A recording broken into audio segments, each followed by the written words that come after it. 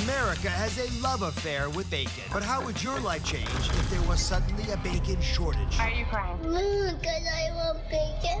Is there a better bacon option? And more of your CBD questions answered. Does it help with pain? My back really does feel better. Plus, the dish crew is serving up System 20 recipes that are carb-free and keto-approved. The possibilities are endless with what you can eat. Coming up next.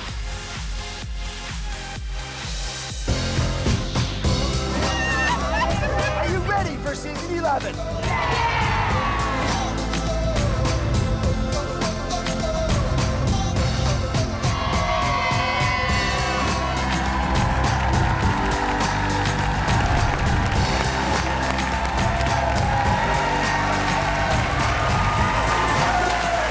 It's the panic heard around the world, right? And no matter where you live, people are just freaking out thinking about it. Is there a big bacon shortage on the horizon? While doctors around the country are grinning, like me, I know most of you might be ready to shed a tear right now. So today, we're getting to the bottom of this. Could it be true? And what would a world without bacon even mean? Natalie, Adam, I have bacon and waffles for you guys. Waffles, yay!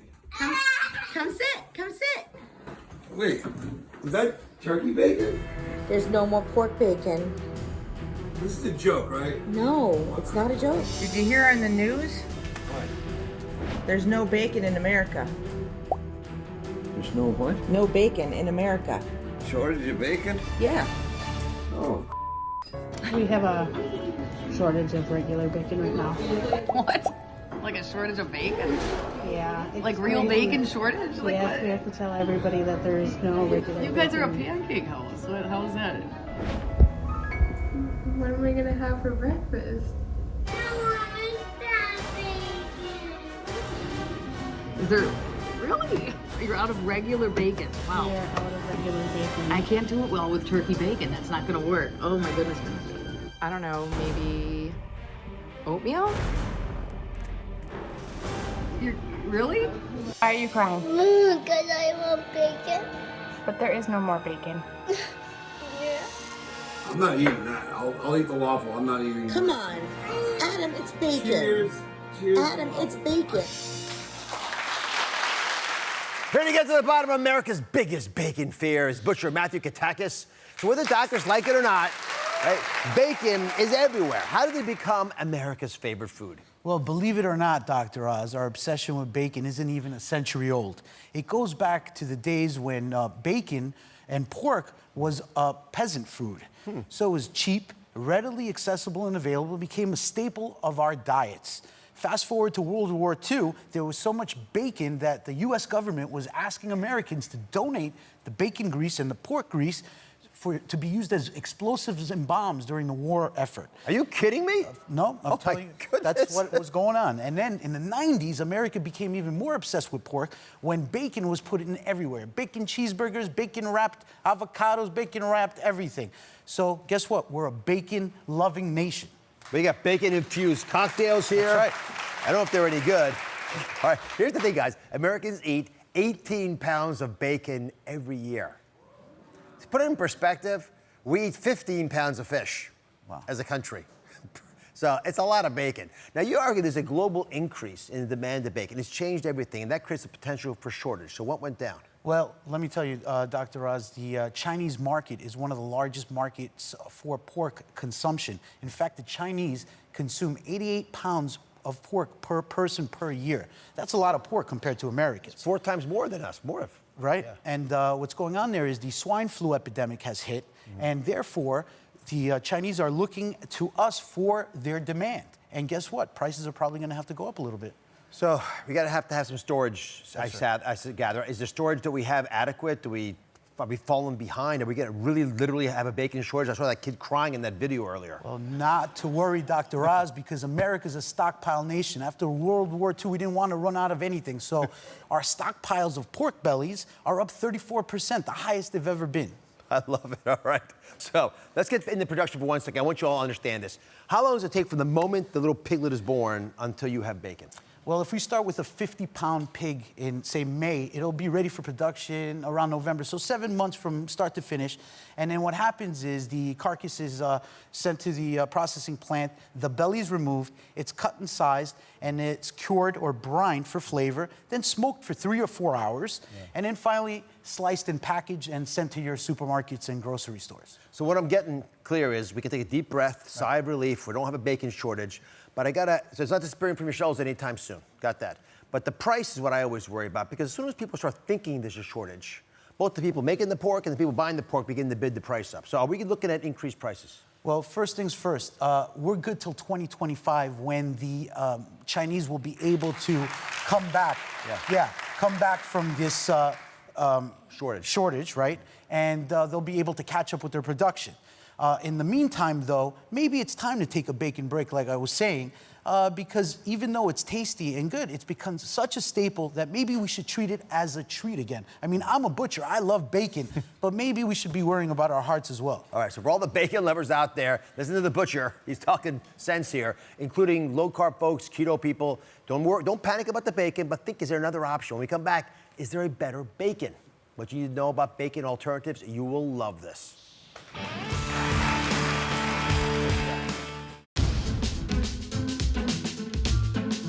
Do you need a health reboot? Something you can stick with? Well, we have an easy-to-follow lifestyle system that can get you back on track. 20 goals, lose 20 pounds, and reduce your risk of disease by 20%. A plan you can stick with because we made it easy.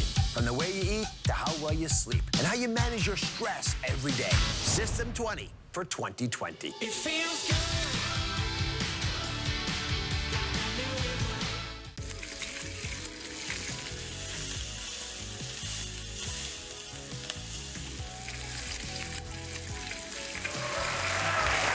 Who doesn't love sizzling bacon? It's a keto and paleo hero, but troubling reports about a potential shortage have sent bacon lovers into a panic. So what's the next best thing to bacon? We're about to find out if we can fake the bacon with bacon lovers Sue and Paul, two members of my audience who adore their bacon. So Sue, how much bacon do you have in a week? I probably eat bacon a couple times a week. I'll use it in recipes for my family or as a side. And family all loves it too? Love it. Family favorite. You trained them well.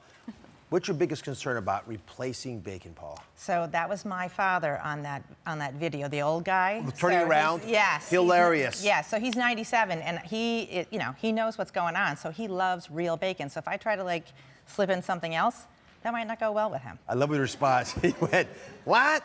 And then he cursed. The rest was all yes, he did. Yes, and he was complaining that the bacon I bought him was too thin, so I failed on my grocery. A real connoisseur. Oh, he is. So here's the deal. I'm going to send both of you off to have a blind taste test. Yes. All right, I'm going to come back to you at the end of the segment. I want your honest opinions about whether what we're talking about today makes sense for America. Fair enough? Are you head that way? I'm going this way because I listed Butcher Matthew Katakis to bring us the best bacon alternatives out there. I know from years of experience, and I mean, I've been trying this a long time, right?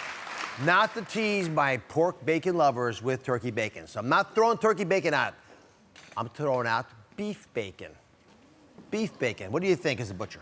Well, Dr. Oz, let's be real, okay? Beef is beef and pork is pork, and the flavor's not gonna be the same. But let me tell you, okay, there's less fat in beef bacon, so I know you're gonna love that, okay? I do. And the other thing is, it's not gonna cook the same. So it's gonna be a little bit less crispier. It's gonna need a little more time to render the correct way, and it's gonna need a little bit of fat in the pan when you're frying it up. So some butter, some olive oil, something just to get that crispiness there. You know the anatomy as a butcher. It comes from roughly the same place on the cow as we get the pork bellies from the pig? The steer, and it's the short plate of the animal, as you can see in the graphic. The short plate, which is roughly by the belly, not quite. We call it the navel and steer. So yeah, that's the general area. All right, so you can get it packaged, right? That's right. This is the packaged version, easy Correct. to acquire. And then this is if you go to your butcher and get it. Is there a big difference between the two when they're done? This is a little more processed, and this you'll see a beautifully marbled, lean piece of meat. I prefer the one we actually cut, and you could taste the difference there as well.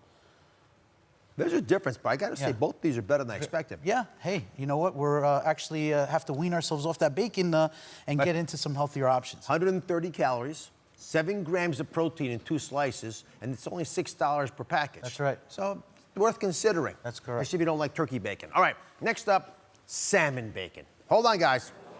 I know what you're thinking. Salmon, are you kidding? Next it'll be kale bacon, right? Tell us more about salmon bacon. Well, let's begin with this. Salmon is salmon. Now, the beautiful thing about it is there's smokiness. It's smoked. So when you get it from the package and you remove it, you throw it right into the pan. It cooks kind of the same way. It doesn't really need that much fat. And guess what? It has a beautiful flavor. I kind of like it, you know what? And it's pretty good. I gotta say, this is stunning. Yeah. For you naysayers out there, now I gotta admit, it's pretty pricey. It's the priciest of your bacon alternatives, but it's also the healthiest. 40 calories, roughly $17 a pack. It's gonna be a problem, but for, you know, if you're having a luxurious, you know, meal with some friends, not a bad thought. Almost the same amount of protein as regular bacon. The added benefit, it has omega-3s in it. So how would you use salmon bacon? You know what? Throw it in a salmon, a lettuce and tomato sandwich. Throw it into a salad. Throw it into anything. I mean, it's great. I love cooking it up in the morning with some scrambled eggs. It's amazing. Well, I'm sold on this. I never expected that. Yeah. All right. Next up, the pièce de résistance, the vegan bacon. I mean, who would ever think you put those two words together? So what is in vegan bacon? Well, guess what? Plant-based everything these days, right, Dr. Oz? So it starts with wheat gluten, and that's what's going to give it the texture. And there's all these other elements. There's some whole wheat flour, water, soy sauce, but the piece de resistance is the natural hickory smoked concentrate that's going to give that smoky flavor to this vegan bacon. Oh, you taste that.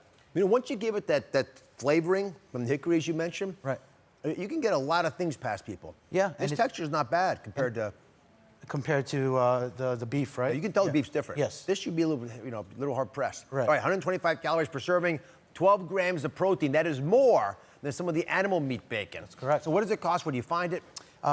Guess what? These days, again, with the plant-based phenomena that's happening, you could find it pretty much everywhere, and it's the cheapest alternative. It's like $4 a pack. I think we got something here for everybody. All right, tasters, it's up to you. We presented the good news to everybody about the options out there. In case we don't have enough pork bacon, and Paul, if you can get your dad past this, which of these would you recommend to him? Oh, boy. I think probably the beef, simply because it has the mouthfeel of real bacon. Right. You know, it's got that chewy texture. You can feel, you can see the fat. I mean, he can't see really well, but we'll go for that. It's salty. It's, smoky. I like that. Number two, I like the salmon a little bit. I think that he would like it simply because he likes salmon, but I'm going to say beef number one. Sue, what's your thought? And compare them. So I agree. This has a nice crispy feel to it. Feels just like regular bacon, but I really like that salmon. It's got super sweet. Not overly sweet, but it's nice and salty. And I think so too. Sweet, and I think it even thinner might give you even more of that texture that you like in bacon. You're both happy though. Yeah. Happy customers. Yeah. Matthew, thank you very much. We'll be right back.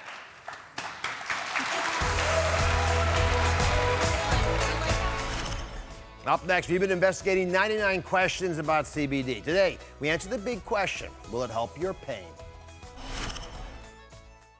Can CBD help my chronic pain? CBD make me skinny? Can CBD help my arthritis, indigestion, cancer, my skin problems, autism, epilepsy, help boost my energy? Can CBD help me finally get a good night's sleep? Every Wednesday this month, we are investigating the 99 CBD questions you've been asking. We'll be digging into the latest research and conducting our own surveys to bring you the answers that clear up your CBD confusion. Now today, we dive into one of the biggest claims that I keep hearing about. Can CBD help your pain? Investigative journalist Marsky Avacampo is here with the results. Now, marijuana has been prescribed for pain due to cancer, lots of things actually, and now CBD, which is a compound of cannabis, is being touted for pain as well. So walk us through these claims, because they're all over the place. Yeah, there are a lot of claims that CBD is very effective in treating all kinds of pain, from muscle soreness to joint pain to inflammation to all kinds of chronic pain. Some even take it a step further and say this can help you recover from injury faster. And CBD is described as having certain compounds that will interrupt those pain signals. All right, so let's walk through some of these CBD products, and there's a lot of opportunities here to help, but these CBD products are, interestingly diverse. We've got ones that you ingest. Let's start with those. What'd you learn? So there are a wide variety of CBD products that you would take orally, from tea to candy to good old-fashioned pills. But there's also a wide variety of doses. So it goes from as low as 5 milligrams to as high as 30 milligrams. And this is a big gray area. It's not like acetaminophen, where you know exactly how much to take if you have a headache. With this, you are just guessing. And sometimes, like with the tinctures, I mean, half a drop off and you're dramatically changing the dose. It says 1 drop, but what does that mean? The whole dropper, a big drop, a little drop? It's very confusing. All right. Over here, we've got the ones that you apply, topical products. Yeah, topical products, big segment of the industry, and that ranges from creams to balms to cooling sticks. They even have bath bombs that you can throw in the tub and soak in. But just like with the oral products, there's really a lot of variety in the doses. So, like the doses, the prices are all over the place. We found some products as low as $8. We found some as much as $150. How can the same products range in that much of a variety? I mean, what if footballs cost $8 to $150? In some cases, it is very, very expensive. Here's the thing, CBD is not subject to federal regulations. Remember, this is a supplement, not a drug. So the companies can really charge anything they want. That can be marketing, it can be hype. Now, in some cases, the price does reflect higher quality, a company that's using much stricter production standards, but not always. Well, that's the thing that's confusing me the most. And then, of course, people want to get the lower priced item because it's more affordable. Yeah. And they're actually often wasting their money. So you wanted to test some of the products out. So we had this brainstorming. We decided we'll just use Mara to test it out. Why have a third party do it? We got the guinea pig right here. So what kinds of aches and pains are we going to treat on you? Yeah, I was happy to do it because I do have things that bother me. So I have lower back pain that's been recurring for years. It's from an old sports injury. And my knee now has also started bothering me. So with my back, it's generally after I've been laying or sleeping for too long. It gets very tense, and sometimes after certain workouts. Join the club. I've got both of those. Most of the audience probably does as well. So Mara decided to try CBD products for 3 days to see if they would help her with her pain. Here's her video diary. I wanted to find out which CBD products would best help me with my lower back pain. I decided to try 3 products over the course of 3 days: a balm, capsules, and mouth drops. Today is day 1, and I did wake up with some soreness on my lower back, which is actually pretty typical. I've been laying all night and it just tends to get sore. My knee is not bothering me yet. That tends to get worse as the day goes on, but I'm gonna get started and we'll see how it goes. So it's been about an hour, and I will say I was super skeptical. I didn't expect it to do anything, but my back really does feel better. It feels really loose. It just doesn't have that like tightness and that pain that it had when I woke up. It's day 2, and today I'm trying the capsules. I actually do have quite a bit of back pain today because of a workout I did yesterday. So it says take 1 to 2 capsules twice a day. So it's been a few hours since I took the capsules, and I'm really glad that it is a weekend because I am definitely feeling a little bit loopy, a little bit lightheaded. Just, it feels like I've just had a glass of wine, or 2 glasses of wine. So I'm getting ready to go to sleep, and I'm definitely still feeling a little bit out of it, but I just realized I haven't thought about my pain all night. It's day 3, and today I am trying the drops. So these are water soluble, and I'm gonna put them into my shake this morning. As I'm getting ready to mix this, I'm realizing the dosing is a little bit of an issue. The bottle says use 3 drops, but that's not very scientific. The other thing is, it does not smell good. Let's see how it tastes.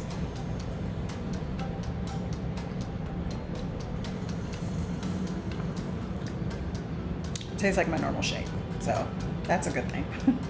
So it's been a few hours since I had my shake, and I don't feel anything. Up next, what Mara thinks worked and what didn't. We're going to explore the latest science about CBD and pain relief.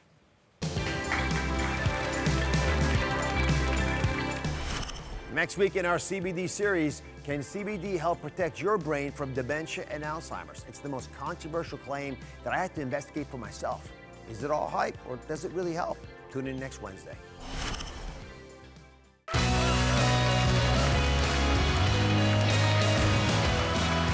We're back with 99 CBD questions that you're just too afraid to ask. Today's question, could CBD help with pain? Investigative reporter Mara Schiavocampo was back, and Mara decided, God bless her, to try 3 categories of CBD for 3 days to see if it would help her with her back and knee pain, 2 very common problems. All right, so you had a CBD mouth drop, right, that you can add to your drinks. That's right. Tasted okay, but at $90, it should have tasted great. Yeah, very pricey. Pricey, right? Then you had a topical balm. These are pretty popular, $65. Pretty expensive for a balm, too. Yeah. I guess all these things are expensive. And then for only $30, you had these gel caps. Yeah. So, none of these are cheap, but this seems like it's, a difference that's big enough to influence your decision. Yeah, but you have to keep in mind quantity. You say only $30, but this is about a week's worth. This drop over here, this is $90, but this supply is going to last you much longer, so you have to take that into account. So either way, there's a good chance you're going to be paying a reasonable amount. It's expensive, there's no doubt about it. So the question is, does it work? So I trust you. I've seen you do great work at many levels. This is one of the hardest questions to answer because the studies just aren't well done. Yeah. And I think a lot of that because we've prevented companies from doing the studies and how we've regulated CBD and the marijuana and the like. But in your opinion, yeah, did these work? Did they not work? Thoughts? Yeah, so I have very strong thoughts about it. The drops I felt did not work at all. Now, to give them the benefit of the doubt, I may not have used the right amount. And that's where dosing comes in. The dosage was very unclear, so maybe I needed to use more. The balm I felt did work. I did feel better, but I'm not sure it's because it was CBD. It just felt really good to rub a balm into my lower back. You could have gotten your husband to do that? Right. For sure it would have helped. It definitely would have worked. This could have been olive oil, and I think it still would have felt really good. So I'm on the fence about that. The gel caps were absolutely effective. And I would argue strenuously that it was not the placebo effect. They worked so well that I forgot about my pain. The one thing is that they did make me a little loopy. So if I would have taken them, say, on a work day, come here to try to do the show, I might not be able to perform so well. But they're not supposed to make you loopy. They're not supposed to, and I kept checking in with myself saying, am I really feeling this? There was no question about it. It felt like I'd had a couple glasses of wine. All right, so we bring in pain specialist Dr. Sonia Balani, who can help shed some light on this. What do you make of Mara's results? And please address the fact that she didn't get any benefit from at least one, in her opinion, but could she really get loopy from CBD? So first off, I think Mara's experiment kind of shows us how not all CBD is made equal. And we know that, but particularly in terms of one thing that you touched on was dosing. So here we're dealing with almost 3 milligrams, and there we're dealing with a compound that's 50 milligrams. So we have completely different dosing. It was a 17 times difference. Exactly, which can definitely account for a change in her symptoms. In addition, we're dealing with 3 different formulations. So we have one product that's a mouth dropper, we have another product that's a balm, and a third that's a gel cap. The way that our body absorbs and actually metabolizes these different ingredients can also affect as to why you had a better effect with one and not with the other. This loopiness question, just help me with that. Is that feasible? So theoretically, CBD does not have any psychoactive effects to it. That having been said, a great point that Mara made before was the fact that it's not regulated the way other medications are. So oftentimes there can be other parts of it, other substances within this compound that we don't actually know if it's actually having an effect on you. So Dr. Balani, there have been some early studies with CBD and pain. What did they find that happens in our brain when we take CBD? So the most recent studies were done in animal models, and what it found was that there's actually cannabinoid receptors within the brain. Now, when these receptors are activated, it actually causes a cascade throughout our body, which changes our perception of pain. So for patients who might have an aching neck, or that joint pain in your knee, or that pounding sensation of a headache, it can help to alleviate that. So I need someone to give our audience their professional advice. You're right in this space. Do you believe there's a potential for CBDs to be prescribed for pain in the future and be effective enough that it might replace opiates and some of the other things we use? And I think that's such a great point. I think as clinicians who treat pain, we're always looking for other treatment strategies because of the fact that this could be a potential medication that carries low risk and a low side effect profile.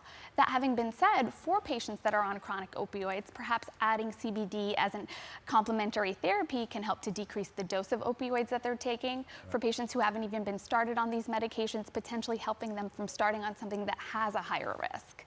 So if you're going to buy CBD, make sure to ask for certificates of analysis. Should also give you a breakdown of what's in the product. Otherwise, you might be getting sawdust. And specifically, if there are any heavy metals, pesticides, or harmful contaminants, you wouldn't know about it. And steer clear of big claims. If it's telling you it's going to cure cancer or forever cure your chronic pain, run the other way. Don't walk, run away. We'll keep tracking CBD and the research. Thank you both for being here and for being our guinea pig. We'll be right back. Just because you started a January diet doesn't mean your food can't taste great. The Dish on House crew is here, and they've got something for everybody. That's right. We have the carb-free, keto-approved recipes for every January diet. If there's one thing that brings us all together, it's food. So we're calling everyone to the table to dish on everything, from the latest food hacks and trends to everyday recipes you can make for dinner tonight. It's simple, it's celebratory, and most of all, it's about having a great time in the kitchen. Oh. What is going wrong? I'm trying to help. Let's dish. It is that time of year when the gyms are full, but your kitchens are sparse. But just because you're buckling down to shed some pounds in 2020 doesn't mean you can't enjoy some delicious food. And to prove it, I asked the Dish crew on Oz, Gail and Daphne, to be here today. Thank you for taking this challenge on. Yes. What are you dishing up today? Exciting. Oh, okay. So we have the carb-free, keto-approved recipes for every January diet, including a creamy chicken dinner, a chocolatey dessert. Yes, you heard that. And everyday brunch foods you're going to love. I can't wait to show you guys these recipes because I think they really drive home the fact that eating well does not have to mean eating bland. This is really flavor-packed, delicious food. So let me ask this, Gail, are you a dieter? Is January like a scary time for you? No, I have to say I am not a dieter, at least not a traditional dieter. I find the word diet conjures up all of these expectations, all of these judgmental feelings. It kind of sets me up, at least in my very limited experience, kind of feeling terrible about myself. So I always want to reset after the holidays. Right. I do not hold back over the holidays. I eat, I drink, I indulge because it's the time of year and it's flowing freely. And it's worth it. And it's worth it, and it is, and it's those exciting moments. Like, I love to sit around the table with my family and eat great food, but I'm not going to make myself feel terrible about it.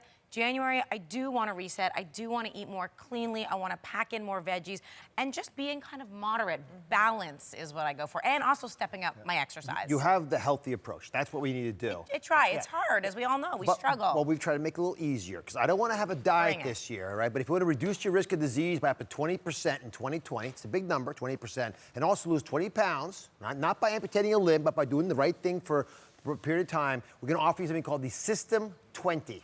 There's nothing to buy. Just follow the system laid out at droz.com/system20. The new rule is about intermittent fasting, which is something that's got a fair amount of science behind it. I personally have been doing it for a while. Now, I do 12 hours, but for this program, we want you to be a little longer. From 7 p.m. to 11 a.m., you're not going to eat food. You're sleeping most of the time anyway. And we've done away with breakfast, everybody. No more breakfast, which means brunch is the new normal. Oh, great. So a big brunchy lunch. Yes. A big breakfasty lunch later in the day. Just enjoy it, but don't force yourself to cram food in at 6 in the morning when you're exhausted, trying to get to work, and you want to have coffee anyway. Do you like that? I do like that. So the idea is you're eating between 11 a.m. and 7 p.m., squeezing everything into those 8 hours, not eating the other 16 hours of the day. And within those 8 hours, you can still kind of eat pretty much well and until you're full. You're not gonna feel deprived during that time, which I think is really important. I want you to eat well. Yeah. If you're starving yourself, it's not gonna work. That's a diet problem. Yes, right? The reason they don't work is who wants to be miserable their whole life? So remind everybody, the System 20 meal, it's got a simple formula. It's protein plus greens plus beans plus flavor, which is why the Dish crew is so important. Now, luckily, when we're designing the food for System 20, we got a lot of help from the Dish on House foodies, and along with their team, they designed recipes I would never have thought of, wouldn't have crossed my mind.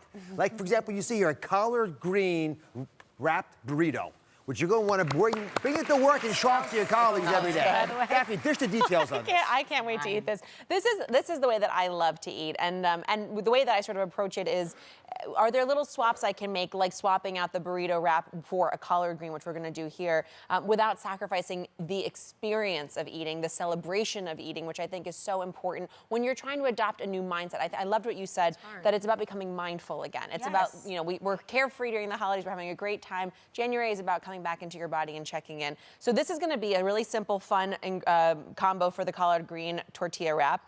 We're going to use ground chicken, or ground turkey, whatever you have, which we just sauteed here with some fire roasted tomatoes, a little garlic, spices of your choosing, give it a nice brown bit of flavor and bit of crunch coming together here, plus canned pinto beans that I just tossed together with pico de gallo, which is just that kind of raw salsa. You can pick it up at pretty much any grocery store or make your own, some onions and some tomatoes. So flavor in both of the components. We are gonna wrap those into collard greens, obviously.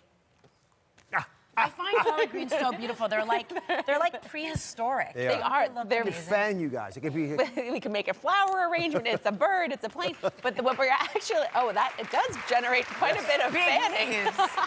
But what we did was we just blanched them, and all that means is we dropped them into boiling water about a minute so they soften up, and then you immediately take them out and plunge them into an ice bath. That's going to stop the cooking process, keep them really nice and tender, bright green, but make them soft and malleable enough that we can wrap them around all of our delicious fillings. So I'm going to take some of that turkey mixture. And again, the trick with all burrito making is not to overstuff. I like to do some fresh herbs. I actually don't like cilantro, but it works here. So here's one thing I want to show you about the way that I laid these leaves up. I took 2 of them and I laid them back to back like this. I took the heavy stem out, I laid them back to back, so we've got 1 leaf, 2 leaf, and now I'm just going to fold them into your kind of traditional burrito wrapper like this, right, guys? Oh my goodness. Nice and easy. Okay. That's what you're going to do the night before. Wrap it in saran wrap if you have it. They can be so jealous at work when you go in there with that. So that's nice. Whoa. Check that out. And then the really nice bit is you want to just, if you wanted to do a platter of it, if people were going to join you to eat, a little more pico de gallo, a little Greek yogurt, a little fresh lime juice goes a long way here. Who wants a fresh one? Thank you. Greek yogurt. I love that idea. Yum. Should we taste it? Oh, no, oh, you're off the plate. I'm off the grid. I'm going rogue. Here we go. This is the way to go, guys. This now, is so fun. Gail, give us a taste, and I want you to be truthful about this. Does this feel like it's a diet that you just entered on, or is this some joyous occasion that happens to be called System 20? No. This is everything I want to eat. Like, it feels filling, fresh, all good ingredients, all whole, great food. Tastes alive. Tastes great. Like you should when you eat this food. I'd happily eat this for lunch every day. What I like about the System 20 is that the possibilities are endless with what you can eat. It's the variety, which is the spice of life. You can use so many different ingredients. Take a look at this everyday brunch cauliflower fried rice bowl. You're gonna wanna make it immediately.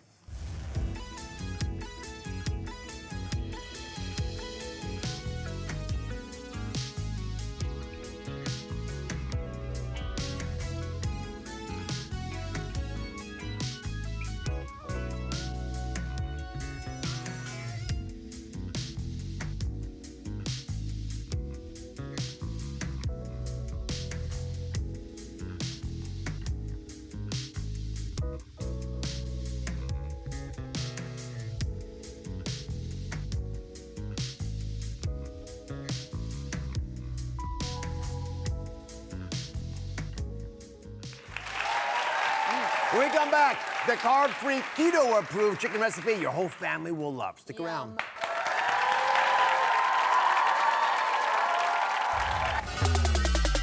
System 20, a 20-point checklist to lose 20 pounds. Reduce your risk of heart disease by 20%, all in 2020. The hallmark of the plan, intermittent fasting. And we're getting rid of breakfast. You'll break your fast at 11 a.m. with a meal of beans, greens, and protein. There's no getting bored on this system because the Dish on Us crew created recipes that actually taste good and fill you up. For the full plan, go to DrOz.com/System20.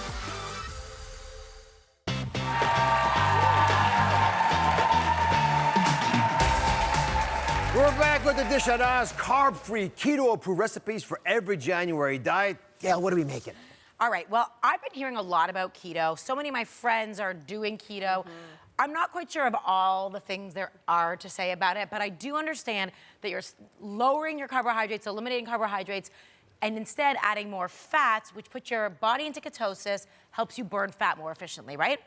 So I'm gonna make one of my favorite recipes that I never even thought of as keto. It's a classic French dish. It's braised chicken thighs in a creamy mustard sauce with tarragon. Super classic. I'm channeling my inner Julia Child here. Yes. To make a dish, you're gonna wanna make it home, and it's totally keto, but you would never know. I love you. All these Creamy, fatty rich, dishes were forgotten for a generation. Yes. But for that to actually be good for you is amazing. I mean, it's life-changing. I'm gonna eat this every day now. It's fantastic. So, Bistro yes, Gail. we can all eat it, exactly. Bien sûr. Here we go. So I've just browned 4 chicken thighs in a skillet, in a hot skillet with some oil, salt and pepper, very simple. There's nothing better than just that. I mean, oh, it's so I know. good. Here we are, done. Thank you. So I have these beautiful brown seared chicken thighs. They've gotten great color on them. I'm gonna remove them to a plate, and then, you know, they're not fully cooked through. I'm gonna bring them back in a minute, but I'm gonna make this beautiful braising liquid that, that I'm gonna braise them in. So after you've removed them very carefully, it's very hot, be careful of the sputtering oil. I'm gonna add to the pan some onion, thinly sliced onion, a little bit of garlic, some thyme, and you can just pull the thyme leaves right off. It smells good really from here. It's easily. unbelievable. And of course, season with a little salt, and that salt's gonna also help caramelize these onions, bring out all the sugar. You want it piping hot. Thank you. You could pour that in. A little white wine vinegar, go ahead. Deglaze that pan, gives it some tang. Nice. And then some spicy or grainy whole grain mustard. And that, to me, is the key. It's really gonna start making this delicious, delicious sauce. Can you believe this is diet food, quote unquote? And then exactly, well, first, actually, before you do that, I'm gonna put the chicken back into the pan. Beautiful. Nestle it into the onions right here. It's the perfect opportunity just to use the word nestling. That's right. Get them all cozy in the pan, and then pour in some chicken stock. Got it. Thank you very much. And then I'm gonna cover it, let it simmer for about 20, 25 minutes until the chicken's cooked through, and you're basically done. So juicy, too. I mean, this keeps your bird really nice. It does, that's the whole point. Look how that looks great. And your pan sauce is completely made already. See how that's just like simmering away? It's thickened, all the mustard and the onions, the flavors come together, and you're ready to eat. So the last little trick is to put your chicken. I'm serving it with some garlicky, lemony spinach, super healthy again. We've got the greens and the protein. And then the last finishing of this sauce is just to take a little bit of cream, because you're allowed on the keto diet. You're allowed. Because you we can. So why are we not just pouring the whole thing in then? I mean, we can. I just want to Come on. I'm trying to be graceful. Please, Daphne, don't be a bad influence. Stir it in, and that just gives it that creamy velvetyness. And then you just Wait, want Dad, to don't go. spoon that sauce, thank you, right on top. Get all those juices together. Those onions have melted down, giving you that sweet, beautiful I think flavor. this is part of System 20. Imagine this. This could actually be unbelievable. Wow. You could do this every day for the rest of your life. Yeah, I'm happy to. Thank you very much. This is gorgeous. And then I'm gonna finish it with just a little bit of tarragon, because tarragon's one of my favorite herbs, and I think it just never gets used enough. It has a slightly licorice flavor, but it goes so well with the mustard. It's just classic French bistro right there. And now she's ready. Have a taste. Now she's good. Oh my And goodness. this is just like a perfect, complete weekday meal, half an hour, super healthy, and you know, System 20 friendly. Melts in your mouth. Do you know what's crazy? The addition of that lemon zest and the tarragon keep it very bright and fresh, but it almost tastes like smothered chicken and dumplings. Like we are getting very close to the line of just, it feels breaded. It feels like that rich and sort of, you know, not necessarily healthy way to eat that many of us still enjoy. You know, this is reminding me though, for me for January, and really whenever I'm looking to kick up my health game a little bit after having babies, I really don't make a big stink about it. I'm still breastfeeding, so I'm not making a dramatic change the way that I eat now in January, but rather than going crazy on the eating front, I do try to commit to my body on the workout side. And for me, it's really about a daily sweat, and I don't care what that means. It's like people who follow me on Instagram, I do document for them of like, today I'm trying this, you know, Instagram workout, or I'm following someone, I'm trying the workout they did on some website. I'm sweating, I'm doing like a yoga class or something. I really, as you can tell, like barely leave my home to do it. And I think that's part of it. I don't make the hurdle super high. I don't commit to an hour of working out every day. I do what I can. I find that for myself, consistency is key. And it's about realizing that everybody starts somewhere. I think that is the real motto for myself for this January and for 2020, wanting to, you know, get my strength back, feel strong in my skin again after my 4th baby. It really is about remembering that everybody starts somewhere and committing to that consistency and committing to caring for myself, and that self-care that is not selfish, you guys. That self-care is not selfish, and you are all worth it, you deserve it. And if you aren't feeling great and feeling healthy, you're no good to all your kids. You need to be there. You need to be healthy and strong for all the people. We don't want any shells. We we have want to take care of every day. Chicken thighs. Let's do it. That's right. All right, when we come back, it's a treat to satiate your sweet tooth while keeping it clean this January. Don't go away. This is having more chicken.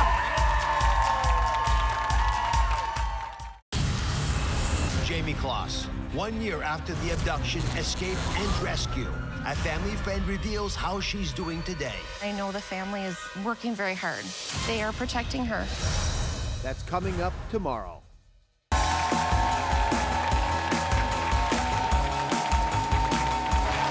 We've all been there. You're trying to stick to your diet, but at night, when your favorite show cuts to a commercial, you start itching to check the fridge or the pantry or frankly anywhere for something sweet.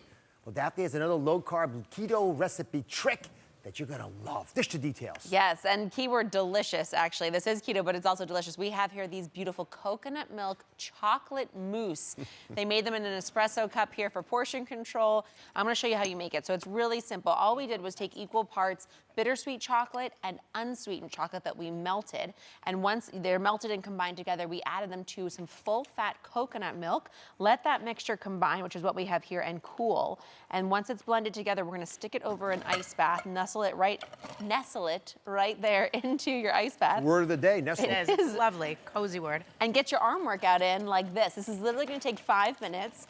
But what you'll see is that the fat of the coconut milk incorporates the cold temperature and starts to lift up and creates these beautiful mousse cups, which is incredible because you don't need to include any of the sort of more traditional recipes that would include eggs and other things. Something so simple like this brings it together and gives you that same mouthfeel and texture. Here's one thing to keep in mind. An ounce of 70% dark chocolate has only 10 net carbs, and we mixed in some of that unsweetened chocolate as well to reduce the carbs even further from there. So if you're cutting out sugar entirely, you can try using unsweetened chocolate and adding just some monk fruit, something that won't elevate your blood sugar. You know, without the crazy amount of, you keep working there, so you're working. You actually burn more calories making it than eating 10 it. minutes, guys, that's all it takes. Remember, you're sneaking in your workouts. When it's not stupid sweet, you actually don't want too much. This is about it's like espresso, right? You wouldn't have 12 cups. It's really rich, so it's super satisfying. It's a palate cleanser. And the keep working. Thank you for making this for us. I can't believe how delicious and rich and velvety this is. Oh, completely. I mean, that's what full-fat coconut milk does for you. And it actually is starting to set up. It's at pudding consistency here, guys. If you like pudding more than mousse, stop now. But I will say that, can we stop now? No, keep going. I mean, you're doing an excellent You're breathing job. heavy already. I will say that I do think sometimes with dessert, a palate cleanser is about fat even more than it is about sweet. Yeah. Keep going. I'm talking. He's like your personal trainer. Seriously. I live this my whole life, you guys. All right. All right, taste your work. This is unbelievable. I will. Thank you so much. I'm going to make you one. I want everyone to text recipe to my number below. It's 917-993-5487. We're going to send you details from what we made in today's show. It's on DrOz.com and our newsletter as well. Check them all out. Thanks to both of you. I love having you here. It's fantastic Thank you so food. much. I feel healthier and it tasted great. A toast to your house. Next week, the Dish on Oz crew is sharing chef secrets to use your microwave to cut your cook time in half, actually even more. See you next time.